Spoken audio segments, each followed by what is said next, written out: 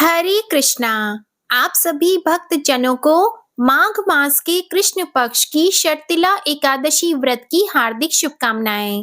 श्री हरि विष्णु भगवान और माता लक्ष्मी जी का आशीर्वाद सदा आप और आपके परिवार पर बना रहे। आप सभी भक्त जनों को शर्तिला एकादशी की हार्दिक शुभकामनाएं। शर्तिला एकादशी व्रत का पालन करने से व्यक्ति के न सिर्फ पाप कर्मों का नाश होता है, बल्कि परम भगवान श्री कृष्ण अति प्रसन्न होते हैं और मनुष्य अपने सर्वोच्च आध्यात्मिक गंतव्य की प्राप्ति करता है। शर्तिला एकादशी को तिला एकादशी के नाम से भी जाना जाता है, क्योंकि इस दिन 6 प्रकार से तिल का प्रयोग करने का महत्व है। ये 6 प्रकार हैं: तिल से स्नान करना, तिल का उबटन लगाना, तिल का हवन करना, तिल डाला हुआ जल पीना, तिल का दान देना और तिल का भोजन में प्रयोग करना। इस एकादशी का व्रत करने से मनुष्य को संतोष, अन्न और धन की प्राप्ति होती है।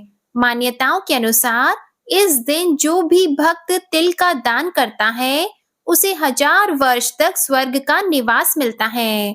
जो मनुष्य व्रत ना भी रख पाए, तो शर्तिला एकादशी की व्रत कथा को सुनने मात्र से भी समस्त मनोकामनाएं पूर्ण होती हैं और अपार धन संपत्ति की प्राप्ति होती है। प्रिय भक्त जनों, तो आइए बड़ी ही श्रद्धा के साथ शर्तिला एकादशी व्रत की पावन कथा को सुनते हैं। भगवान श्री कृष्ण के श्री मुख से एकादशी व्रत का महात्म्य सुनकर श्रद्धा पूर्वक उन्हें प्रणाम करते हुए धर्मराज युधिष्ठिर ने कहा कि हे केशव, आपके श्री मुख से एकादशियों की अनेक कथाएं सुनकर मुझे असीम आनंद की प्राप्ति हुई है। हे मधुसूदन, कृपया अन्य एकादशियों का महत्व सुनाने की भी कृपा करें।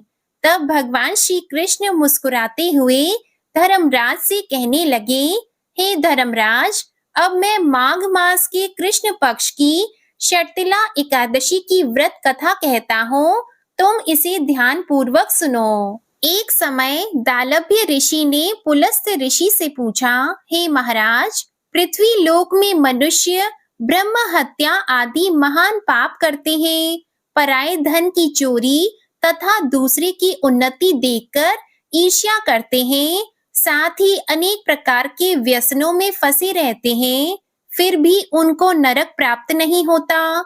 इसका क्या कारण है? वे न जाने कौन सा दान पुण्य करते हैं जिससे उनके पाप नष्ट हो जाते हैं। यह सब आप कृपा पूर्वक कहिए।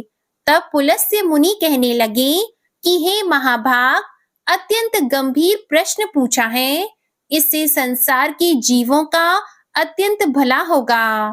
इस भेद को ब्रह्मा, विष्णु, रुद्र तथा इंद्र आदि भी नहीं जानते, परंतु मैं आपको यह गुप्त तत्व अवश्य बताऊंगा। उन्होंने कहा कि माघ मास लगते ही मनुष्य को स्नान आदि करके शुद्ध रहना चाहिए। इंद्रियों को वश में कर काम, क्रोध, लोभ, मोह, अहंकार, ईर्ष्या तथा द्वेष आदि का त्याग करके भगवान का स्मरण करना चाहिए। पुष्य नक्षत्र में गोबर, कपास, तिल मिलाकर उनके कंडे बनाना चाहिए। उन कंडों से 108 बार हवन करना चाहिए। उस दिन मूल नक्षत्र हो और एकादशी तिथि हो तो अच्छे पुण्य देने वाले नियमों को ग्रहण करें। स्नान आदि नित्य क्रिया से निवृत्त होकर सब देवताओं के देव श्री भगवान का पूजन करें और एकादशी व्रत को धारण करें। रात्रि को जागरण भी करना चाहिए। उसके दूसरे दिन धूप, दीप, नैवेद्य आदि से भगवान का पूजन करके खिचड़ी का भोग लगाएं। इसके बाद पेठा, नारियल, सीताफल या सुपारी का अर्घ देकर स्तुति करनी चाहिए कि हे भगवान, आप दीनों को शरण देने वाले हैं, इस संसार सागर में फंसे हुओं का उद्धार करने वाले हैं। हे पुंडरीकाक्ष, हे विश्व भावन, हे सुब्रहाण्य, हे जगतपते, आप लक्ष्मी जी सहित इस तुच्छ अर्घ को ग्रहण करें।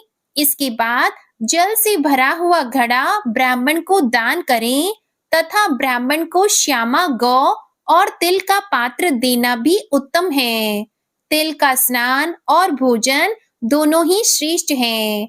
इस प्रकार जो मनुष्य जितने तिलों का दान करता है उतने ही 1000 वर्ष स्वर्ग में वास करता है।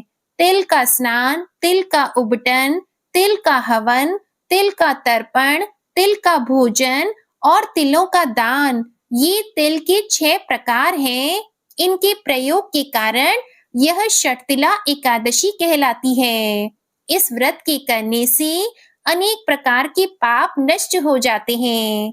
इतना कहकर पुलस्त्य ऋषि कहने लगे कि अब मैं तुमसे इस एकादशी की कथा कहता हूँ। एक समय नारद जी ने भगवान श्री विष्णु से यही प्रश्न किया था और भगवान ने जो षटतिला एकादशी का महात्म्य नारद जी से कहा था सो मैं तुमसे कहता हूँ। भगवान ने नारद जी से कहा कि हे नारद, मैं तुमसे सत्य घटना कहता हूँ, ध्यान पूर्वक सुनो। प्राचीन काल में मृत्यु लोक में एक ब्राह्मणी रहती थी। वह सदैव व्रत किया करती थी। एक समय वह 1 मास तक व्रत करती रही। इससे उसका शरीर अत्यंत दुर्बल हो गया। यद्यपि वह अत्यंत बुद्धिमान थी, तथापि उसने कभी देवताओं या ब्राह्मणों के निमित्त अन्न या धन का दान नहीं किया था। इससे मैंने सोचा कि ब्राह्मण ने व्रत आदि से अपना शरीर शुद्ध कर लिया है, अब इसे विष्णु लोक तो मिल ही जाएगा, परंतु इसने कभी अन्न का दान नहीं किया, इससे इसकी तृप्ति होना कठिन है। भगवान ने आगे कहा, ऐसा सोचकर मैं भिखारी के वेश में मृत्यु लोक में उस ब्राह्मणी के पास गया और उससे भिक्षा मांगी। तो वह ब्राह्मणी बोली, महाराज किस लिए आए हो? तो मैंने कहा, मुझे भिक्षा चाहिए। इस पर उसने एक मिट्टी का ढेला मेरे भिक्षा पात्र में डाल दिया। मैं उसे लेकर स्वर्ग में लौट आया। कुछ समय के बाद ब्राह्मणी भी शरीर त्याग कर स्वर्ग में आ गई। उस ब्राह्मणी को मिट्टी का दान करने से स्वर्ग में सुंदर महल मिला, परंतु उसने अपने घर को अन्न आदि सब सामग्रियों से शून्य पाया। वह घबराकर मेरे पास आई और कहने लगी कि भगवान, मैंने अनेक व्रत आदि से आपकी पूजा की, व्रत किया, परंतु फिर भी मेरा घर अन्न आदि सभी वस्तुओं से शून्य है। इसका क्या कारण है? तो इस पर मैंने कहा, पहले तुम अपने घर जाओ, देव स्त्रियां वहां आएंगी तुम्हें देखने के लिए। पहले उनसे षटतिला एकादशी का पुण्य और विधि सुन लो, उसके बाद द्वार खोलना। मेरे ऐसे वचन सुनकर वह अपने घर गई। जब देव स्त्रियां आईं और द्वार खोलने को कहा, तो ब्राह्मणी बोली, आप मुझे देखने आई हैं, तो षटतिला एकादशी का महात्म्य मुझसे कहो। तब उनमें से एक देव स्त्री कहने लगी कि मैं कहती हूँ। इसके बाद ब्राह्मणी ने षटतिला एकादशी का महात्म्य सुना। तब उसने द्वार खोल दिया। देवांगनाओं ने उसको देखा कि ना तो वह गांधारवी है और ना आसुरी, वरन पहले जैसी मानुषी है। उस ब्राह्मणी ने उनके कथन अनुसार षटतिला एकादशी का व्रत किया। इसके प्रभाव से वह सुंदर और रूपवती हो गई और उसका घर अन्न आदि समस्त सामग्रियों से भरपूर हो गया। अतः मनुष्यों को मूर्खता त्याग कर षटतिला एकादशी का व्रत और लोभ ना करके तिल आदि का दान करना चाहिए। इससे दुर्भाग्य, दरिद्रता तथा अनेक प्रकार के कष्ट दूर होकर मोक्ष की प्राप्ति हो जाती है।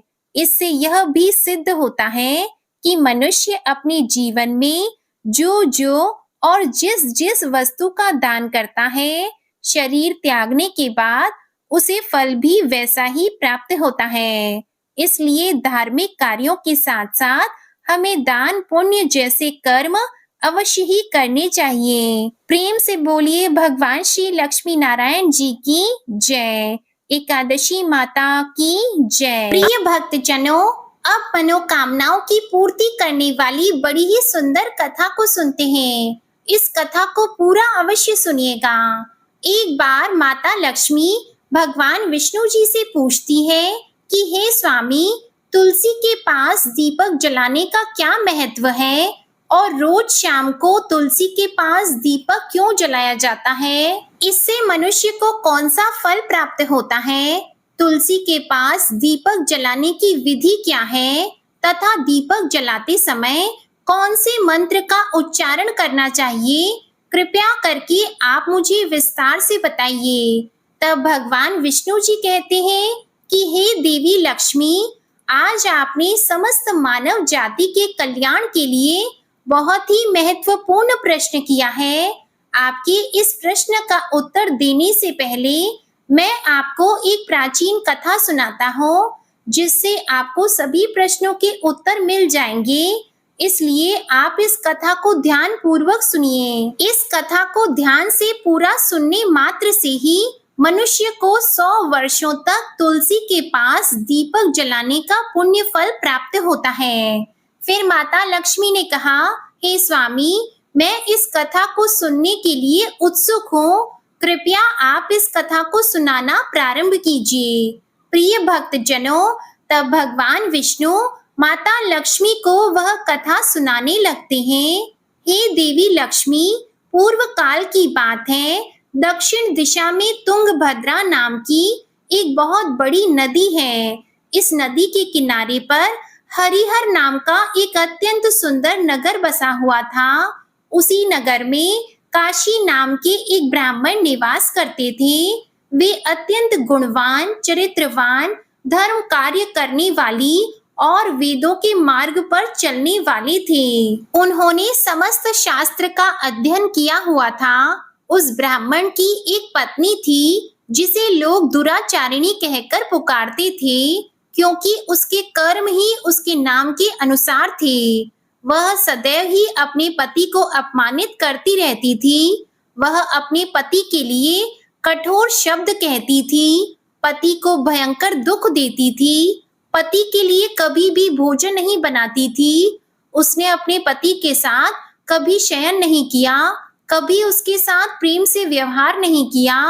पति के मित्र, परिवार के लोग घर पर आते तो वह स्त्री उनको अपमानित करके भगा दिया करती थी और स्वयं काम भोग से उन्मत्त होकर निरंतर अन्य व्यभिचारिणी स्त्रियों के साथ घूमा करती थी। उसका मन पति को छोड़कर पराये पुरुषों में लगा रहता था। उसने कभी अपने पति से प्रेम से बात नहीं की, किंतु पराये पुरुषों के संग बैठकर बातें किया करती थी। पराये पुरुषों को मोहित करने के लिए सज धज कर गांव में घूमने जाया करती थी। कभी वह वन में किसी वृक्ष के नीचे खड़ी रहकर सुंदर पुरुषों की राह देखने लगती और किसी दुष्ट पुरुष को मोहित करके उसके संग भोग विलास किया करती थी। फिर एक दिन वह दुराचारिणी स्त्री वन में जाकर एक वृक्ष के नीचे खड़ी हो गई। उसका मन काम से भरा हुआ था। वह किसी सुंदर कामी पुरुष की राह देख रही थी, किंतु समय निकलने के बाद भी उस स्थान पर कोई पुरुष नहीं आया। इसलिए वह अत्यंत दुखी हो गई और प्रियतम की खोज में इधर उधर देखने लगी। उस दिन उसका सारा परिश्रम व्यर्थ हो गया। वहां पर खड़ी होकर वह नाना प्रकार की बातें कहकर विलाप करने लगी। आज तो इस मार्ग में कोई भी सुंदर पुरुष नहीं आया। अब मैं कैसे अपनी काम वासना को शांत करूं? वह जोर जोर से विलाप करने लगी। उस जंगल में एक भयानक बाघ निवास करता था। उस पापिनी स्त्री की आवाज सुनकर वह जाग गया और उछलकर उस स्त्री का भक्षण करने के लिए उसके पास आ गया। उस भयंकर बाघ को देखकर उस स्त्री के पसीने छूटने लगे। वह भय से थर थर कांपने लगी। वह स्त्री कुछ करती, इतने में ही उस बाघ ने अपने पंजे से उसे घायल कर दिया और वह स्त्री जमीन पर गिर पड़ी। जमीन पर गिरते ही वह स्त्री चिल्लाते हुए बोली, अरे बाघ, तू किस लिए यहाँ पर आया है? मुझे क्यों मार रहा है? तुम मुझे छोड़ दो। मेरा भक्षण करके तुम्हें क्या मिलेगा? उस स्त्री की यह बात सुनकर वह भयानक बाघ क्षण भर के लिए रुक गया और हंसते हुए बोला, हे दुष्टा, आज विधाता ने तुझे मेरा ग्रास नियुक्त किया है। तुझ जैसी पापिनी स्त्री का भक्षण करना ही मेरा काम है, तभी तुझे इस शरीर से मुक्ति मिलेगी। वह स्त्री कहने लगी, हे बाघ, तुम कौन हो? मुझे सच सच बताओ, तुम्हें किस कारण से बाघ की योनि में जन्म लेना पड़ा और तुम मुझ जैसी स्त्रियों का भक्षण क्यों करते हो? पहले मुझे सारी बात बताओ और फिर मेरा भक्षण करो। फिर बाघ कहने लगा, हे पापिनी, मैं तुझे पूर्व जन्म का वृतांत सुनाता हूँ, किस कारण से मुझे बाघ बनना पड़ा। पूर्व काल में दक्षिण देश में एक नदी थी। उस नदी के तट पर एक नगरी बसी हुई थी। उस नगरी में मैं निवास करता था। मैं एक ब्राह्मण का पुत्र था और नदी के किनारे बैठकर यज्ञ आदि कार्य किया करता था। मैंने उस जन्म में अनेक पापियों के लिए यज्ञ किया, उन पापियों के घर का भोजन किया। मैंने धन के लोभ से अनेक पापियों के लिए कार्य किया। जिन वस्तुओं का दान ब्राह्मण को नहीं लेना चाहिए, उन वस्तुओं का दान भी मैंने ग्रहण किया और दूसरों से धन लेता था, लेकिन कभी वापस नहीं करता था। इस प्रकार से पाप करते हुए मुझे बहुत साल बीत गए और मैं वृद्ध हो गया। मेरे बाल सफेद हो गए, मुंह के सारे दांत गिर गए, लेकिन फिर भी मेरी दान लेने की आदत नहीं छूटी और मैं पाप करता चला गया। फिर एक दिन मैं धन के लोभ से नदी किनारे गया और अन्य धूर्त ब्राह्मणों के साथ मिलकर हमने लोगों को ठगा। झूठ मंत्र वचन बोलकर हमने बिना विधि विधान किए ही देवी देवताओं का पूजन किया और बहुत सारा धन दान में ले लिया। फिर उसी स्थान पर एक बीमार कुत्ते ने मेरे पैर में काट लिया और मैं मूर्छित होकर गिर पड़ा। उसी क्षण मेरे प्राण चले गए।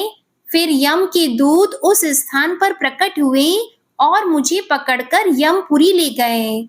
यहाँ पर यमराज ने चित्रगुप्त से मेरे कर्मों का लेखा जोखा निकालने के लिए कहा। फिर चित्रगुप्त कहने लगे, हे धर्मराज, इस ब्राह्मण ने घोर पाप किए हैं।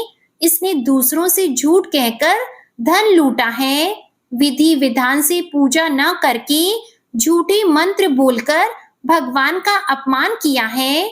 इसलिए यह पापी ब्राह्मण केवल नरक जाने के ही योग्य है। फिर यमराज ने अपने दूतों को आदेश दिया कि मुझे नरक की अग्नि में डाल दिया जाए और कई वर्षों तक सजा भोगने के बाद मुझे बाघ का शरीर प्राप्त हुआ और मैं इस दुर्गम वन में निवास करने लगा। मैं अपने पूर्व जन्म के पापों को याद करके कभी महात्मा, साधु पुरुष, सती स्त्रियों का भक्षण नहीं करता हूँ। मैं केवल पापी, दुराचारी और उल्टा स्त्रियों का ही भक्षण करता हूँ ताकि मुझे पाप से मुक्ति मिल जाए। फिर बाघ उस स्त्री से कहने लगा, हे पापिनी, तेरे आचरण से तू उल्टा दिखाई देती है।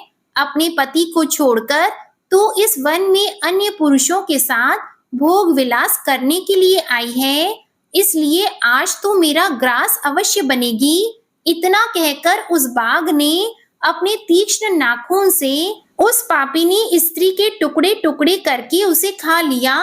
फिर उस स्थान पर यम के दूत प्रकट हुए और उस पापिनी स्त्री को उठाकर यमपुरी ले गए। चित्रगुप्त ने उस स्त्री का लेखा जोखा निकाला और यमराज को बताया। यमराज ने उस स्त्री को घोर नरक में डाल दिया। कई वर्षों तक नरक की अग्नि में जलने के बाद उसने फिर पृथ्वी लोक पर एक चांडाल के घर में जन्म लिया और वह फिर से दुख भोगने लगी। इस दुख को सहन करते करते एक दिन वह तीर्थ में स्नान करने के उद्देश्य से अनंतपुरा में चली गई। वहां पर एक आश्रम के बाहर निवास करने लगी। वहां उस आश्रम में एक तुलसी का पौधा था। अन्य स्त्रियों को वहां पर तुलसी के पास दीपक जलाते हुए देखकर उस पापिनी स्त्री ने भी वही किया। उसने तुलसी के पौधे के पास एक दीपक जला दिया।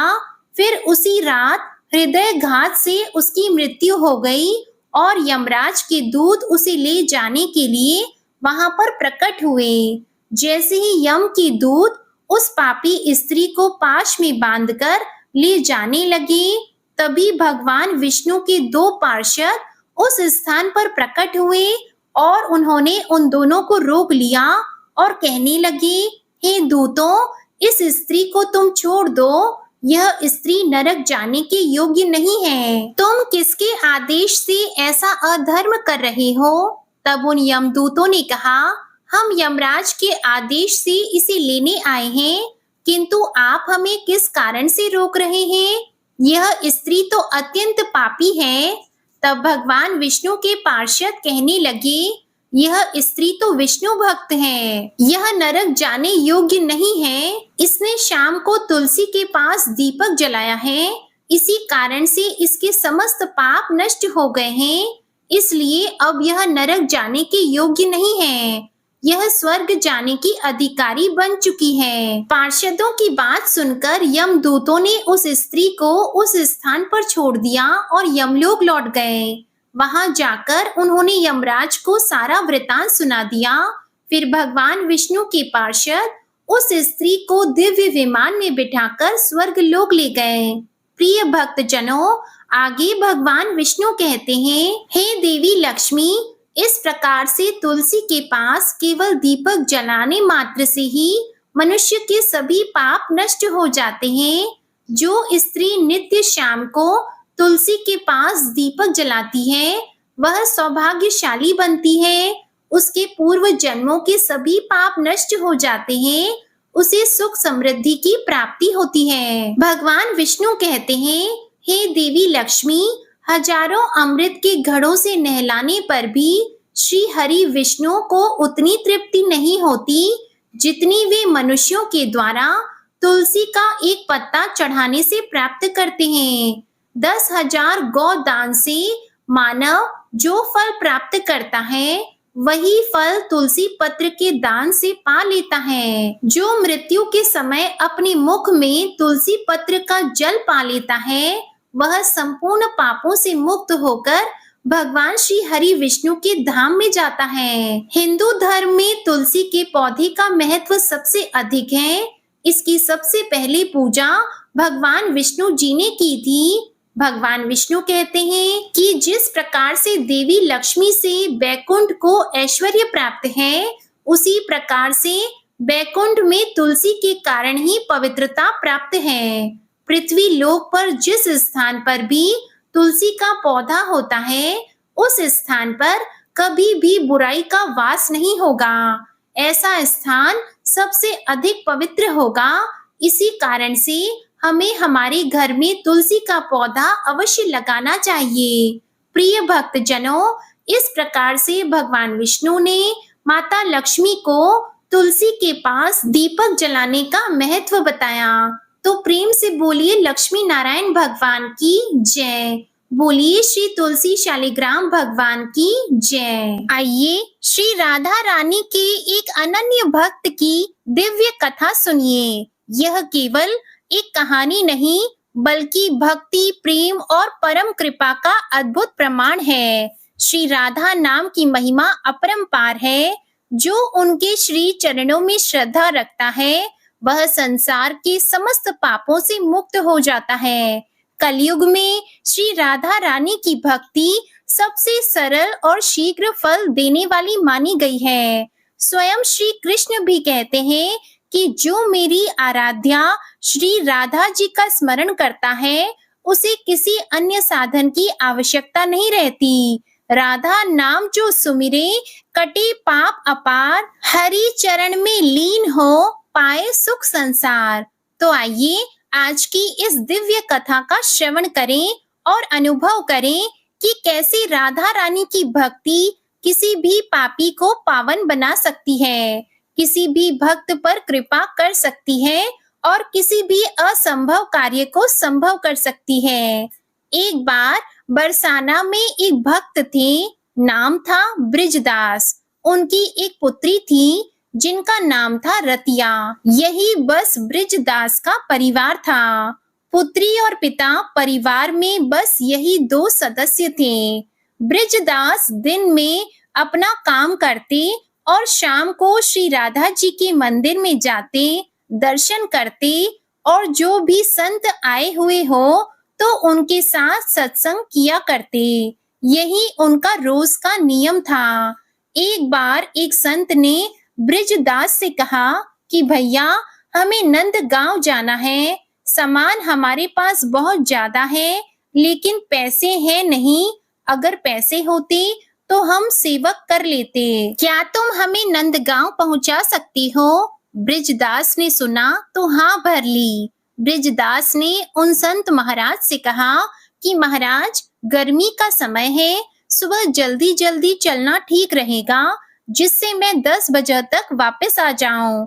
संत ने भी कहा ठीक है, मैं तुम्हें 4 बजे ही तैयार मिलूंगा। ब्रिजदास ने अपनी पुत्री से कहा कि बेटी, मुझे आज एक संत को नंदगांव पहुंचाना है, जल्दी ही समय पर वापस पहुंच जाऊंगा, तुम मेरा इंतजार मत करना। ब्रिजदास सुबह 4 बजे राधे राधे करते नंगे पांव संत के पास गए। संत ने अपना सामान ब्रिजदास को दिया और ठाकुर जी की पेटी और बर्तन स्वयं ने रख लिए। अब वे दोनों चल पड़े। वे चले तो समय पर थे, लेकिन संत महाराज को श्वास का रोग था। जैसे ही थोड़ा आगे चलते उनकी सांस फूलने लगती, वे हांफने लगते और फिर कुछ दूर चलते बैठ जाते। इस प्रकार नंदगांव पहुंचने में ही कुल 11 बज गए। अब ब्रिजदास ने नंदगांव पहुंचाकर संत महाराज से वापस जाने की आज्ञा मांगी तो संत महाराज कहने लगे, भैया, इस समय तो बहुत अधिक गर्मी पड़ रही है और 11 बज रहे हैं। इतनी गर्मी में इस तरह तुम बिना कुछ खाए पिए वापस जाओगी तो तुम्हारे लिए मुश्किल हो जाएगी। कुछ जल पी लो, थोड़ा जलपान कर लो, फिर चले जाना। तो ब्रिजदास जी हाथ जोड़कर कहने लगे कि बरसाने की वृषभानु नंदिनी नंदगांव में ब्याही हुई है संत महाराज, इसलिए मैं यहाँ का जल नहीं पी सकता। बात सुनते ही संत महाराज की तो आंखों से आंसू बहने लगे कि कितने वर्ष पुरानी बात है, कितना गरीब आदमी है, लेकिन दिल देखो कितना ऊंचा है। ब्रिजदास राधे रानी को अपनी पुत्री के समान मानते थे और पहले के लोग ऐसा विश्वास करते थे कि जिस घर में उन्होंने अपनी पुत्री का ब्याह किया हुआ है या जिस गांव में अपनी पुत्री को उन्होंने ब्याहा हुआ है, उस घर का या उस गांव का वे जल नहीं पी सकते थे। तो ब्रिजदास जी कहने लगे कि मैं यहाँ का जल नहीं पी सकता। यह सुनते ही संत महाराज की आंखों से तो आंसू बहने लगे। ब्रिजदास जी ने राधे राधे कहकर संत महाराज से विदा मांगी। अब वे वापस राधे राधे कहते हुए रवाना हो गए। ऊपर से सूरज की तपती हुई गर्मी, नीचे तपती हुई रेत और तपती हुई जमीन, भगवान को ब्रिजदास पर दया आ गई और वे भक्त ब्रिजदास के पीछे पीछे चलने लगे। एक पेड़ की छाया में ब्रिजदास रुके तो मारे गर्मी, भूख और प्यास के वहीं मूर्छित होकर गिर पड़े। भगवान ने मूर्छा दूर करने का प्रयास किया, लेकिन ब्रिजदास की मूर्छा दूर नहीं हुई। भगवान ने विचार किया कि मैंने अजामिल, गीध, गजराज को, तारा, द्रौपदी को संकट से बचाया, लेकिन इस भक्त के प्राण संकट में हैं, कोई उपाय ही नहीं लग रहा। ब्रिजदास राधा रानी का भक्त है, वे ही इसके प्राणों की रक्षा कर सकती हैं, इसलिए क्यों ना उनको ही बुलाया जाए। भगवान भरी दोपहरी में राधा रानी के पास महल में गए। राधा रानी ने इतनी गर्मी में प्रभु के आने का कारण पूछा। अब भगवान भी पूरे मस्खरे हैं, कहने लगे, राधे, तुम्हारे पिताजी बरसाना और नंदगांव की डगर में पड़े हैं, तुम ही चलकर उन्हें संभालो। राधा रानी ने सुना तो कहने लगी, कौन पिताजी? भगवान ने फिर सारी बात उन्हें समझाई और चलने को कहा। यह भी कहा कि हे राधे, तुमको ब्रिजदास की बेटी के रूप में भोजन और जल लेकर चलना है। राधा जी तैयार होकर पहुंची और मूर्छित पड़े ब्रिजदास के पास जाकर आवाज लगाई, पिताजी पिताजी। ब्रिजदास ने सुना तो तुरंत झटपट जाग उठे, बेटी के चरणों में गिर पड़े कि आज अगर तुम नहीं आती तो बेटी मेरे तो प्राण चले जाते। बेटी से कहा कि आज तुझे बार बार देखने का मन कर रहा है। तब राधा रानी कहने लगी कि माँ पिता को अपनी संतान अच्छी ही लगती है। पिताजी लीजिए, अब आप भोजन कर लीजिए। ब्रिजदास भोजन करने लगे तो राधा रानी ने कहा कि हे पिताजी, घर पर कुछ मेहमान आए हैं, मैं उन्हें संभालूं, तब तक आप आ जाना। कुछ दूरी के बाद राधा रानी अदृश्य हो गई। दरअसल राधा रानी ब्रिजदास की भक्ति के चलते उन्हीं की पुत्री के स्वरूप में उनके पास पहुंची थी। शाम को घर आकर ब्रिजदास अपनी बेटी के चरणों में गिर पड़े और कहने लगे, बेटी तुमने आज मुझे बचा लिया। बेटी ने सुना तो हैरान रह गई, बोली, पिताजी आप क्या कह रहे हैं और यह ऐसा क्यों कर रहे हैं? ब्रिजदास ने कहा, बेटी आज तुमने जल लाकर मेरे प्राण बचा लिए, नहीं तो आज मेरी मृत्यु संभव थी। बेटी ने कहा, पिताजी आप क्या कह रहे हैं? लेकिन मैं तो यहाँ से कहीं गई ही नहीं। ब्रिजदास ने कहा, अच्छा यह तो बताओ मेहमान कहाँ हैं? बेटी ने कहा, मेहमान कोई मेहमान भी नहीं आए। अब ब्रिजदास की समझ में सारी बात आ गई। उन्होंने बेटी से कहा कि बेटी आज तो तुम्हारे ही रूप में मुझे राधा रानी के दर्शन हुए हैं। बांसुरी बना लो कान्हा, होठों से लगा लो काजल, बनाकर मुझको आंखों में बसा लो। जय श्री राधे, जय श्री कृष्णा। प्रिय भक्त जनों, एकादशी के दिन एकादशी व्रत कथा के साथ ही ग्यारस माता की कथा भी अवश्य सुननी चाहिए। इससे व्रत का पूर्ण फल प्राप्त होता है। तो आइए सुनते हैं ग्यारस माता की कथा। एकादशी भगवान श्री हरि विष्णु की साक्षात शक्ति है। जिस शक्ति ने उस असुर का वध किया जिससे भगवान भी जीत पाने में असमर्थ थे, उस शक्ति के आगे भला मनुष्य के पाप रूपी असुर कैसे टिक सकते हैं? जिस शक्ति ने देवताओं के कष्ट को हरकर उन्हें सुख दिया, वह प्राणी मात्र को क्या नहीं दे सकती? सुख, समृद्धि, शांति और मोक्ष, समस्त सुख सहज ही प्राप्त हो जाते हैं। प्रिय भक्त जनों, ग्यारस माता की भक्ति में इतनी शक्ति है कि जिसके प्रभाव से मनुष्य को सहज ही सभी प्रकार के सुख प्राप्त होते हैं और अंत समय में मोक्ष की प्राप्ति होती है। ग्यारस माता की कथा के अनुसार सत्य युग में मुर नामक एक भयंकर दैत्य था। वह बड़ा बलशाली और भयानक था। उस भयानक और प्रचंड शक्तिशाली दैत्य ने इंद्र, आदित्य, वसु, वायु, अग्नि आदि समस्त देवताओं को पराजित करके स्वर्ग से भगा दिया। तब इंद्र सहित सब देवताओं ने भयभीत होकर भगवान उमापति भोले शंकर को अपने दुखों का कारण और उस भयानक दैत्य का वृतांत सुनाया।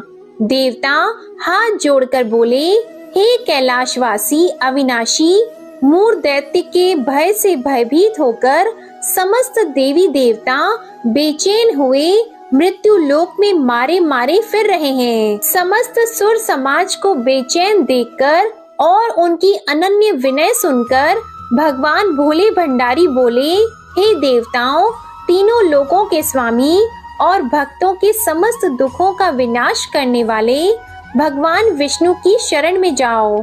वे ही तुम्हारे इस महान कष्ट का निवारण करेंगे। भगवान शिव जी की यह बात सुनकर इंद्र आदि समस्त देवता एकत्रित होकर क्षीर सागर, जहाँ शेषनाग की शैया पर भगवान कमलापति शयन कर रहे थे, वहां जा पहुँचे। वहां पहुंचकर भगवान विष्णु को सोते हुए देखकर सभी देवता हाथ जोड़कर और नतमस्तक होकर स्तुति तथा विनती करने लगे। देवताओं ने कहा, हे शंख, चक्र, गदा, पद्मा तथा वनमालाओं से अलंकृत देवादिदेव, हे देवताओं द्वारा स्तुति करने योग्य आपको कोटि कोटि प्रणाम है। हे सुर, नर, मुनि जन की रक्षा करने वाले महाप्रभु, आपको बारंबार नमस्कार है। हे दया के धाम प्रभु, आप हमारी रक्षा कीजिए। दैत्यों से भयभीत होकर हम आपकी शरण आए हैं। आप ही इस समस्त ब्रह्मांड के कर्ता, धर्ता और माता पिता हैं। आप ही उत्पत्ति और पालन करता तथा संहार करने वाले और सबको शांति प्रदान करने वाले हैं। आकाश और पाताल भी आप ही हैं। आप ही हम सबके पितामह, सूर्य, चंद्र, अग्नि, वायु, ब्रह्मा, हव्य, कव्य, मंत्र, तंत्र, यज्ञमान, यज्ञ कर्म करता और भोक्ता भी आप ही हैं। आप सर्वव्यापक हैं। आपके अतिरिक्त चर अचर कुछ भी नहीं है। हे महाप्रभु, दैत्य मूर ने हमें पराजित करके स्वर्ग से भगा दिया। हम सब देवता इधर उधर मारे मारे फिर रहे हैं। सो हे मधुसूदन, आप उन दैत्यों से हम सबकी रक्षा कीजिए, रक्षा कीजिए। देवताओं की यह विनती सुनकर भगवान कमलापति बोले, हे सुरों, ऐसा मायावी दैत्य कौन है? उसमें ऐसा कितना बल है? वह किसके आश्रय है तथा वह कहाँ रहता है? यह सब मुझसे कहो। भगवान विष्णु की यह बात सुनकर देवराज इंद्र बोले, हे प्रभु, प्राचीन काल में नाड़ी जंत नाम का एक राक्षस था। उसी का पुत्र महाबलशाली, महापराक्रमी, विश्व विख्यात मुर नाम का दैत्य है। वह चंद्रावती नामक नगरी में रहता है। उस महाअसुर ने समस्त देवताओं को स्वर्ग से निकाल के अपना अधिकार कर लिया है। वह स्वयं इंद्र, अग्नि, वरुण, कुबेर, यम आदि सबके स्थान पर अपना आधिपत्य जमाकर और स्वयं सूर्य बनकर प्रकाश करता है। हे असुर निकंदन, उस दैत्य का संहार करके हम सब देवताओं की रक्षा कीजिए। हम सब आपकी शरण हैं।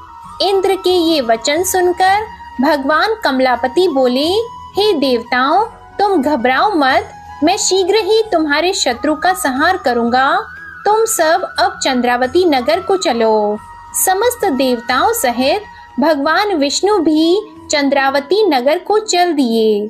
उस समय दैत्यराज मुर दैत्य सेना सहित युद्ध भूमि में बड़े अभिमान से गरज रहा था। उस महादैत्य की घोर गर्जना को सुनकर सब देवता भयभीत होकर चारों दिशाओं में भाग खड़े हुए।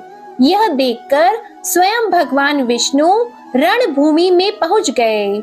भगवान कमलापति को रणभूमि में देखकर दैत्य दल ने नाना प्रकार के अस्त्र शस्त्रों से भगवान विष्णु पर प्रहार किया। भगवान ने यह देखकर अपने तीखे बाण छोड़े, जो नागों की तरह से लहराते हुए जाकर दैत्यों के अंगों को बींधने लगे। सभी दैत्य उनके हाथों से मारे गए। केवल दैत्यराज मुर ही जीवित बचा था। दैत्यराज मुर अविचल भाव से भगवान के साथ युद्ध करता रहा। यह देखकर सुर समाज अत्यंत बेचैन होने लगा।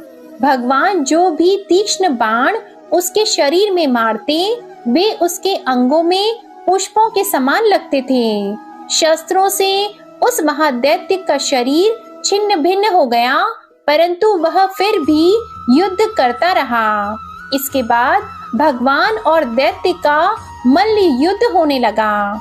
इस प्रकार 10,000 वर्ष तक दोनों का युद्ध हुआ, परंतु वह महाबली दैत्य फिर भी पराजित नहीं हुआ। तब भगवान उस मुर दैत्य से लड़ते लड़ते थक गए और बद्रिकाश्रम को चले गए। वहां पर हेमवती नाम की एक सुंदर गुफा थी। विष्णु भगवान उस गुफा में विश्राम करने लगे। वह गुफा 12 योजन लंबी और उसका एक ही द्वार था। दैत्यराज मोर भी भगवान का पीछा करते हुए उस गुफा में पहुंच गया। वह दैत्य भगवान विष्णु को सोया देखकर उन्हें मारने के लिए उद्यत हुआ। वह अभी मारने का प्रयत्न कर ही रहा था कि उसी क्षण विष्णु भगवान के शरीर से एक अति तेजस्वी तथा अत्यंत प्रभावशाली कन्या अस्त्र शस्त्र धारण किए हुए उत्पन्न हुई। उस कन्या के बल पराक्रम को देखकर आश्चर्यचकित हुआ मोर उसके साथ युद्ध करने लगा। उस कन्या के युद्ध कौशल, पराक्रम तथा वीरता को देखकर दैत्य ने विचार किया कि इस कन्या को इतना भयानक युद्ध करना किसने सिखाया है? यह तो बड़ा भयंकर युद्ध करती है। वह अभी विचार कर ही रहा था कि उस प्रभावशाली देवी ने एक ऐसा बाण मारा कि दैत्यराज का रथ टूटकर चूर-चूर हो गया। देवी ने उसके अस्त्र शस्त्रों को काटकर टुकड़े टुकड़े कर दिए। अब वह भयानक दैत्यराज मुर मल्ल युद्ध करने लगा, परंतु देवी ने धक्का मारकर उसे मूर्छित कर दिया। जब वह दैत्य मूर्छा से जागा तो उस कन्या ने उसका सिर काट डाला। इस प्रकार वह दैत्य तो पृथ्वी पर गिरकर मृत्यु को प्राप्त हुआ और बाकी दैत्य भयभीत होकर पाताल लोक को भाग गए। जब भगवान विष्णु की निद्रा टूटी तो उन्होंने मुर दैत्य के कटे हुए सिर तथा दोनों हाथ जोड़कर खड़ी हुई एक कन्या को देखा। भगवान उस कन्या से पूछने लगे, हे देवी, जिस दैत्य के भय से इंद्र आदि सब देवता भयभीत होकर स्वर्ग को छोड़कर भाग गए थे, उसको किसने मारा है? वह कन्या कहने लगी, भगवान, जब आप निद्रा में थे तब यह दैत्य आपको मारने के लिए उद्यत हुआ था। उस समय आपके शरीर से उत्पन्न होकर मैंने इस दैत्य का वध किया है। यह सुनकर भगवान बोले, हे देवी, तुमने इस दैत्य को मारकर देवताओं का महान उपकार किया है, अतः तुम इच्छा अनुसार वर मांगो। तब वह देवी बोली, भगवान, यदि आप मुझे वरदान देना ही चाहते हैं तो यह दीजिए कि जो मेरा व्रत करे उसके सब पाप नष्ट हो जाएं और वह अंत में मोक्ष को प्राप्त हो। रात्रि को भोजन करने वाले को आधा फल और एक बार भोजन करे उसको भी आधा फल प्राप्त हो। जो मनुष्य भक्ति पूर्वक मेरे व्रत को करे वह निश्चय ही आपके लोक को प्राप्त हो। जो कोई मेरे व्रत में एक बार भी भोजन न करे उसको धर्म, धन और मुक्ति प्राप्त हो। भगवान ने कहा, हे कल्याणी, ऐसा ही होगा। मेरे और तुम्हारे भक्त एक ही होंगे और वे जीवन में सभी सुखों को प्राप्त करेंगे तथा अंत में मेरे लोक को प्राप्त होंगे। क्योंकि तुम एकादशी को उत्पन्न हुई हो, अतः तुम्हारा नाम एकादशी होगा। तुम मुझे सब तिथियों से प्रिय हो, इस कारण तुम्हारे व्रत का फल सभी तीर्थों से अधिक फलदायी होगा। भगवान के ऐसे उत्तम वचनों को सुनकर वह देवी अत्यंत प्रसन्न हुई। ऐसा कहकर भगवान श्री हरि विष्णु उसी स्थान पर अंतर ध्यान हो गए। तो सभी प्रेम से बोलिए, एकादशी माता और विष्णु भगवान की जय। अब सुनिए भगवान श्री गणेश की कथा। एक समय की बात है कि गणेश जी भगवान एक बहुत ही सुंदर गांव से निकल रहे थे। इस गांव के खेत बहुत हरे भरे थे। सुबह का समय था। ठंडी हवा का आनंद लेते हुए गणेश जी मूषक पर सवार होकर चले जा रहे थे। इतने में ही वह खेत से गुजरे जिसमें जौ की फसल खड़ी थी। तो गणेश जी ने एक जौ की बाली तोड़ ली। फिर उसे तोड़कर देखा तो उसके अंदर 13 दाने अनाज के थे। यह देखकर गणेश जी को बड़ा ही अफसोस हुआ। वे सोचने लगे कि मैंने बिना पूछे किसी के खेत से 13 दाने अनाज के तोड़ लिए हैं, तो यह तो चोरी हो गई। चोरी करना तो पाप होता है, पर मैंने जानबूझकर चोरी नहीं की। तो गणेश जी उस खेत के मालिक का पता लगाने लगे। फिर किसी ने गणेश जी को बताया कि यह खेत हमारे गांव के सेठ जी का है। तो गणेश जी पता लगाकर सेठ जी की दुकान पर पहुंच गए और कहा कि सेठ जी, मुझे काम पर रख लो, मुझे नौकरी की जरूरत है। अब सेठ जी को काम वाले की जरूरत थी, तो सेठ जी ने उसे काम पर रख लिया। फिर गणेश जी ने कहा कि मैं आपके यहाँ 12 साल नौकरी करूँगा। तो सेठ जी ने कहा कि कोई बात नहीं, जब तक तुम्हारी इच्छा है तुम नौकरी कर सकते हो। तुम यह बताओ कि तुम्हारा नाम क्या है। तब गणेश भगवान ने कहा कि मेरा नाम तो गणेश है। फिर गणेश जी तो सेठ जी के यहाँ नौकरी पर लग गए। घर का सारा काम करते और समय मिलते ही खेत में काम करने के लिए चले जाते। सेठ जी यह देखकर बहुत ही खुश होते कि यह लड़का कितना ईमानदार और सच्चा है। काश मेरे भी इसी तरह का एक बेटा होता, क्योंकि सेठ जी की संतान नहीं थी। इसलिए सेठ और सेठानी बड़े ही दुखी रहते थे। सेठ जी तो गणेश जी को अपने पुत्र के समान ही प्यार करते थे। एक दिन की बात है कि सेठानी लघु शंका के लिए गई और आकर राख से हाथ धोने लगी। तो यह देखकर गणेश जी ने सेठानी का हाथ पकड़ लिया और मिट्टी से हाथ धुलवा दिया। यह देखकर सेठानी को बहुत ही गुस्सा आया। उसने जाकर सेठ जी से शिकायत की और कहा कि कैसा नौकर रखा है, उसने आज मेरा हाथ पकड़ लिया और पता नहीं आप उसकी किस बात की इतनी तारीफ करते रहते हो कि वह सच्चा है, वह तो ईमानदार है। तब सेठानी की बात सुनकर सेठ जी ने गणेश को बुलाया और पूछा कि बेटा गणेश, सेठानी सच बोल रही है क्या? तूने इनका हाथ पकड़ लिया, ऐसा क्यों किया?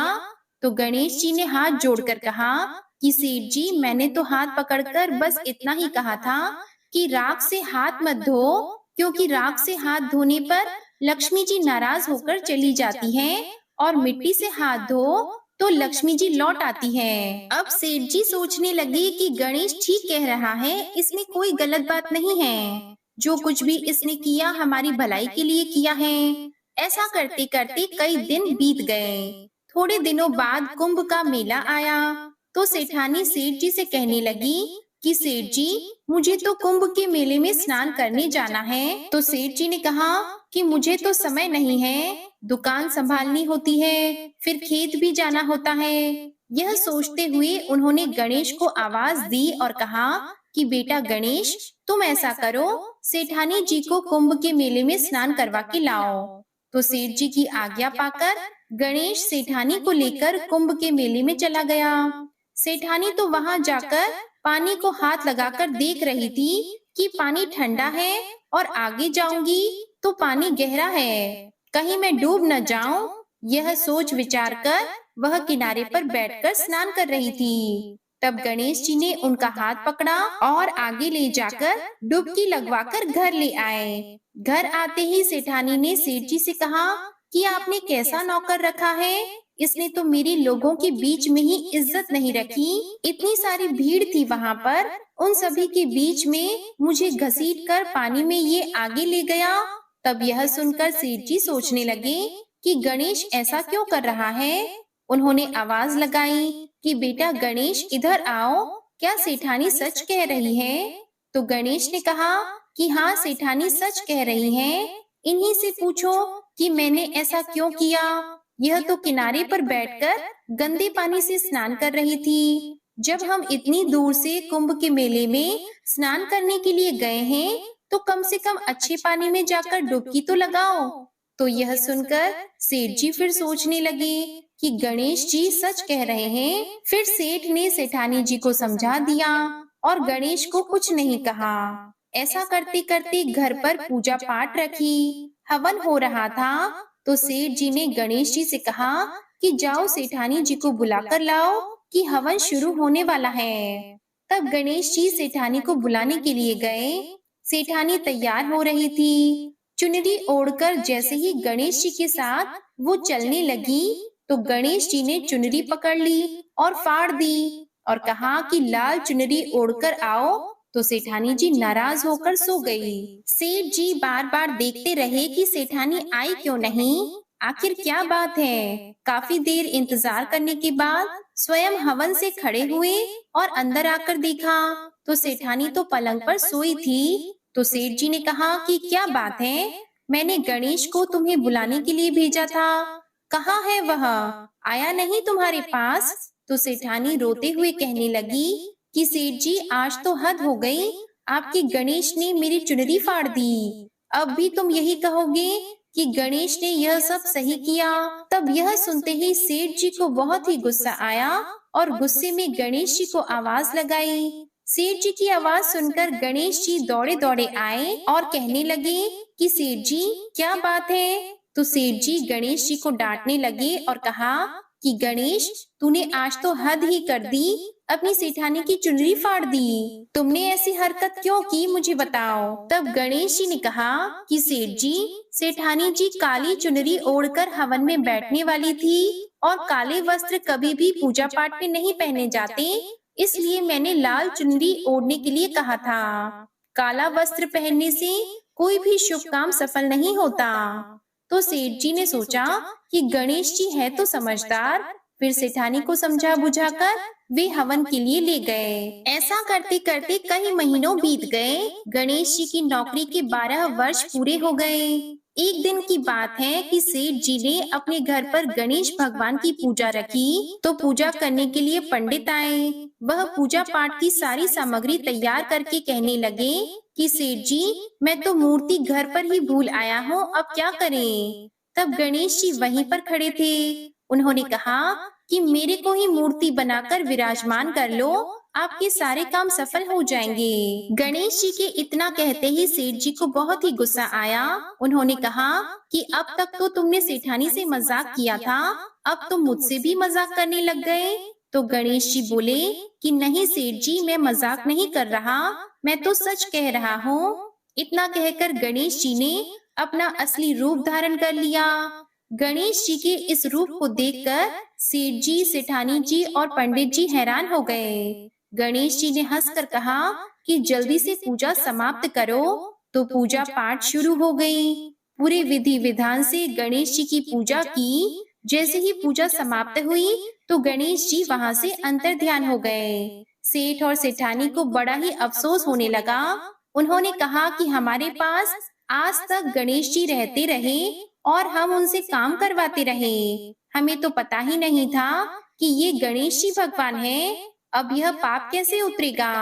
हमने उनसे कितना काम करवाया है। तब सेठानी ने कहा कि आपने तो काम ही करवाया था, मैंने तो गणेश भगवान को न जाने कितनी डांट लगाई। तो गणेश जी भगवान मुझसे तो जरूर नाराज हो गए होंगे। अब हमें क्या करना चाहिए? इस तरह अफसोस करते करते सेठ और सेठानी सो गए। गणेश जी ने सेठ जी को सपने में आकर कहा कि आप इस तरह दुखी होकर क्यों सो रहे हो? मैंने आपके यहाँ कोई काम नहीं किया, क्योंकि 12 साल पहले मैंने आपके खेत से जौ की बाली तोड़ी थी। उसी का कर्ज चुकाने के लिए मैं आपके घर पर काम कर रहा था। आपको अफसोस करने की कोई भी जरूरत नहीं है। मैं तो अपनी चोरी का दोष उतारने के लिए आपके यहाँ आया था। आपके साथ रहकर मुझे बहुत ही अच्छा लगा। आज से आपके घर में कोई भी चीज की कमी नहीं रहेगी। यह बोलकर गणेश जी भगवान अंतर ध्यान हो गए। सुबह होते ही सेठ जी ने देखा कि उनके घर करोड़ों की माया हो गई, अनाज के भंडार भर गए। यह देखकर सेठ जी बहुत ही खुश हुए और कुछ दिनों के बाद सेठानी जी गर्भवती हो गई और 10वें महीने बहुत ही सुंदर पुत्र को उन्होंने जन्म दिया। इस तरह गणेश जी की कृपा से सेठ जी धनवान और पुत्रवान हो गए। हे गणेश जी महाराज, जैसे आपने सेठ जी को दिया वैसे सबको देना। कहानी कहने वाले को, सुनने वाले को और हुंकारा भरने वाले को, सारे परिवार को देना। बोलिए गणेश जी महाराज की जय। कथा के बाद अब आप आरती श्रवण कीजिए। ओम जय एकादशी माता, मैया जय एकादशी माता। विष्णु पूजा व्रत को धारण कर, विष्णु पूजा व्रत को धारण कर, शक्ति मुक्ति पाता। ओम जय एकादशी माता।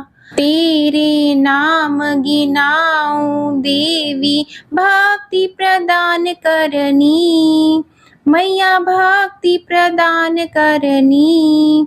गण गौरव की देनी, गण गौरव की देनी, माता शास्त्रों में वरनी। ओम जय एकादशी माता। मार्गशीर्ष की कृष्ण पक्ष की उत्पन्ना विश्व तारिणी जन्मी, मैया उत्पन्ना विश्व तारिणी जन्मी। शुक्ल पक्ष में हुई मोक्षदा मुक्तिदाता बन आई, ओम जय एकादशी माता। पौष के कृष्ण पक्ष की सफला नामक है, सफला नामक है। शुक्ल पक्ष में होए पुत्रदा आनंद अधिक रहे, ओम जय एकादशी माता। नाम षटतिला माघ मास में कृष्ण पक्ष आवे, मैया कृष्ण पक्ष आवे। शुक्ल पक्ष में जया कहावे, शुक्ल पक्ष में जया कहावे, विजय सदा पावे, ओम जय एकादशी माता। विजया फागुन कृष्ण पक्ष में शुक्ला आमल की, मैया शुक्ला आमल की। पाप मोचनी कृष्ण पक्ष में चैत्र महाबली की, ओम जय एकादशी माता। चैत्र शुक्ल में नाम कामदा धन देने वाली, मैया धन देने वाली। नाम वरूथिनी कृष्ण पक्ष में, नाम वरूथिनी कृष्ण पक्ष में वैशाख माह वाली, ओम जय एकादशी माता। शुक्ल पक्ष में होई मोहिनी अपराज्येष्ठ कृष्ण पक्षी, नाम निर्जला सब सुख करनी, नाम निर्जला सब सुख करनी। शुक्ल पक्ष रखी, ओम जय एकादशी माता। योगिनी नाम आषाढ़ में जानो कृष्ण पक्ष करनी, देव शयनी नाम कहायो शुक्ल पक्ष धरनी, ओम जय एकादशी माता। कामिका श्रावण मास में आवे कृष्ण पक्ष कहिए, श्रावण शुक्ला होए पवित्रा आनंद से रहिए, ओम जय एकादशी माता।